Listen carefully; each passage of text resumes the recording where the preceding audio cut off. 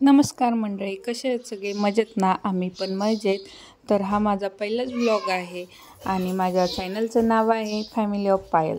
तर मी माझ्या पहिले फॅमिलीचं इंट्रोडक्शन करून देते. मी पायल, माझं झालं आहे इंजिनिअरिंग आणि माझ्या मिस्टरांचं झालं आहे BTech. मला एक 2.5 वर्षाचा मुलगा आहे, त्याचं नाव आहे कान्हा. माझी सासू, आजी सासरे, आजी सासू, दीर, नणंद अशी आमची जॉईंट फॅमिली आहे. तर माझे दीर आणि नणंद डॉक्टर आहेत. आमच्या घरातच दवाखाना आहे आणि आम्ही राहते तालुका वाशी, जिल्हा धाराशिवमध्ये. आणि आता ही तयारी सगळी कुठली चालली आहे? तर ही तयारी चालली आहे माहेरी जाण्याची, कारण माझ्या एक चुलत बहिणीचं लग्न आहे. तर त्यासाठी आधी कानाची बॅग भरून घेतली, कारण की आपलं काही विसरलं तरी चालेल, पण त्याचं काही विसरायला नको. त्याचे कपडे, सनस्क्रीन, बॉडी लोशन, टोपी, ब्रश, मुलांचं काही विसरता कामा नाही. त्यामुळे आधी त्याची बॅग भरली, मग म्हणलं आपली निवांत बॅग भरू. बघा लहान मुलांचं किती सामान असतंय. आपण कसंही ॲडजस्ट करू शकतो, पण लहान मुलांचं अजिबात ॲडजस्ट होत नाही. नंतर त्याचं कपाट निघालं होतं, म्हणून म्हणलं ते आधी जॉईन करून घ्यावा.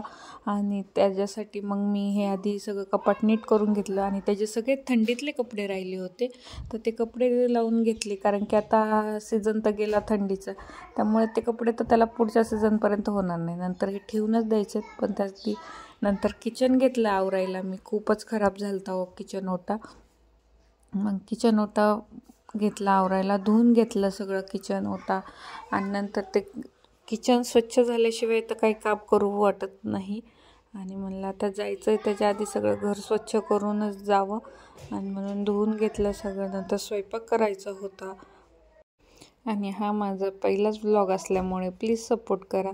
मी खूप ऑब्झर्व केलं आहे यूट्यूबवर, म्हणजे असं म्हणता येईल की यूट्यूबवरसुद्धा वशिला लागतो. ज्यांचे आधीच ग्रो झालेले चॅनल आहे, त्यांच्या कोणी रिलेटिव्हने जर चॅनल ओपन केला तर त्याच्यात Kमध्ये फॉलोअर्स येतात, लगेचच सबस्क्रायबर वाढतात. पण आपलं तसं नाही आहे. ज्याची पहिल्यापासून सुरुवात आहे त्याच्या बाबतीत तसं होत नाही.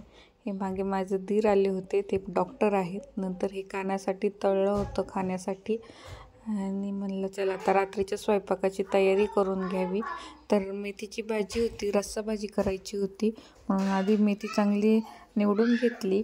नंतर रस्सा भाजीसाठी वाटण केलं. हे मिरची, लसूण, जिरे आधी बारीक करून घेतलं. नंतर रस्स्यासाठी वाटण करून घेतलं. तर त्याच्यात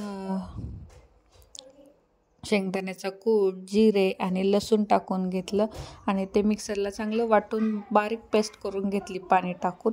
नंतर मेथी चांगली धुवून चिरून घेतली आणि नंतर कढई तापवली, त्याच्यात तेल टाकलं. तेलामध्ये मिरचीचं वाटण टाकलं आणि मिरचीचं वाटण चांगलं परतून घ्यायचं, जेणेकरून त्याचा वास येणार नाही आणि ते कच्चं लागणार नाही आहे. तर अशा प्रकारे चांगलं परतून घेतल्यावर त्याच्यात हळद टाकायची. हळद टाकल्यावर त्याच्यात टाकायची आपली मेथीची भाजी आणि मीठ टाकून द्यायचं आहे आणि चांगलं परतून घ्यायचं आहे पाणी सुटेपर्यंत. पाणी सुटून आटेपर्यंत शिजवून घ्यायची आहे आणि त्याच्यात नंतर आपण केलेलं ते वाटण टाकून द्यायचं आहे आणि घट्ट पातळ जसं लागेल तसं आपण आधी करून घ्यायचं आहे.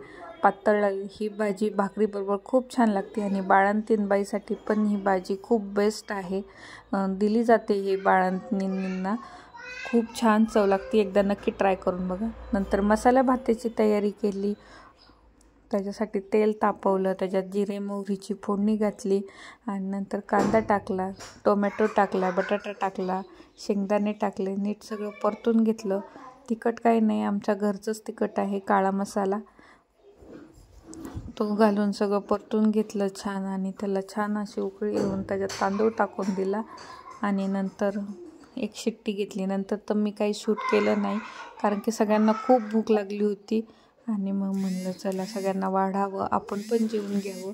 मग नंतर आम्ही जेवणं करून घेतली.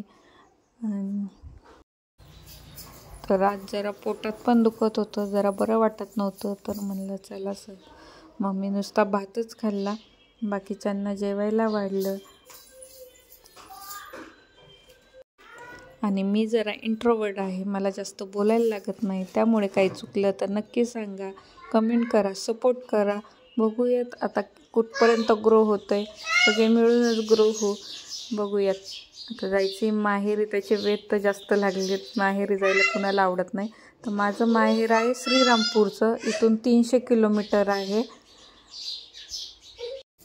नंतर रात्री स्किन केअर करून घेतलं आणि हळदीचं दूध घेतलं. नंतर दूध पिऊन झोपलेच होते, पण खूपच पोट दुखायला लागलं. मग माझ्या दिरांनी सलाईन लावलं. तर सलाईन लावताना पण आमच्या कानाला नुसतं मधी मधी करायचं असतं. सवय नाही सलाईन घ्यायची जास्त, पण माहेरी जायचं होतं. ते म्हणले परत तिथं गेल्यावर तू कुठं पळपळ करणार, त्यापेक्षा आत्ताच एक सलाईन घे, तिकडे जाऊन कुठे पळापळ करणार. पण त्यात पण बघा हा काना आमचा अर्धा ताससुद्धा शांत असं बसून देत नाही आपल्याला. तिथंसुद्धा त्याची धडपड चालू होती. नंतर मग हे सलाईन घेतलं, हे पण बसले होते आणि असं संपला आमचा दिवस. चला बाय.